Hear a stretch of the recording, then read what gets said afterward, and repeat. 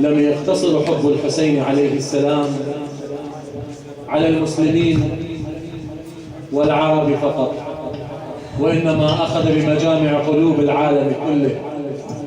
فقد صرح غير واحد بل عشرات إن لم نقل مئات من المفكرين والعلماء والأدباء والمترجمين والفلاسفة وتغنوا بذكر الحسين عليه السلام واتعظوا وأخذوا العبر، حتى بلغنا أن بعض قادة الحروب العالمية قد ذكروا الحسين بالصمود والثبات.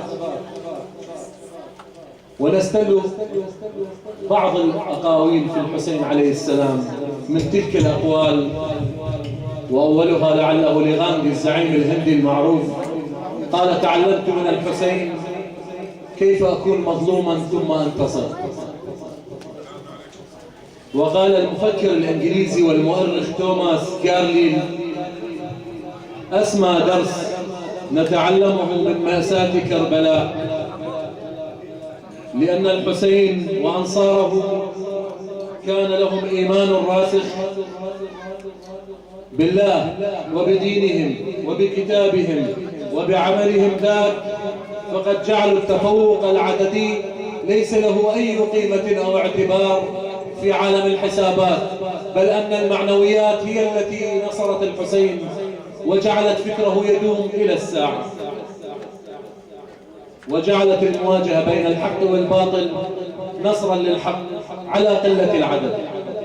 وقال فيليب حتي الأمريكي: أصبح يوم مقتل الحسين عليه السلام يوم مأساة النضال الباسل ضد الباطل، والحدث المفجع الذي وقع للإمام الشهيد. ومذ ذاك صارت كربلاء من الأماكن المقدسة في العالم، وصار 10 من محرم يوم الاستغفار في مناهضة الظلم.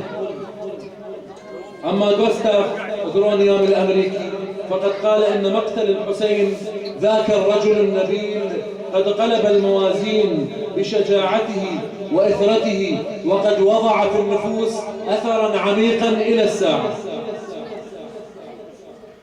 أما أنطوان بارا المفكر المسيحي المعروف قال: لو كان عندنا معاشر المسلمين حسينكم لنشرنا له في كل أرض الراية، ولوضعنا له في كل مكان منبرا، ولدعونا كل العالم ليدخل بالمسيحية باسم الحسين وثورته المجيدة. أما الكاتبة الإنجليزية ستارك فقد قالت أن فاجعة الحسين من القصص القليلة والنادرة التي لا أستطيع قراءتها دون بكاء.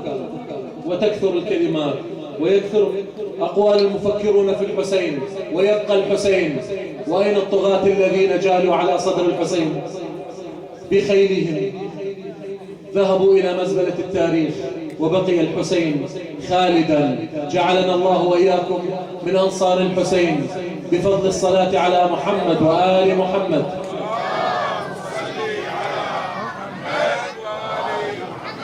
موعدنا مع المحاضرة الإسلامية لفضيلة الشيخ علي العبوسي، استقبلوه بالصلاة على محمد وآل محمد.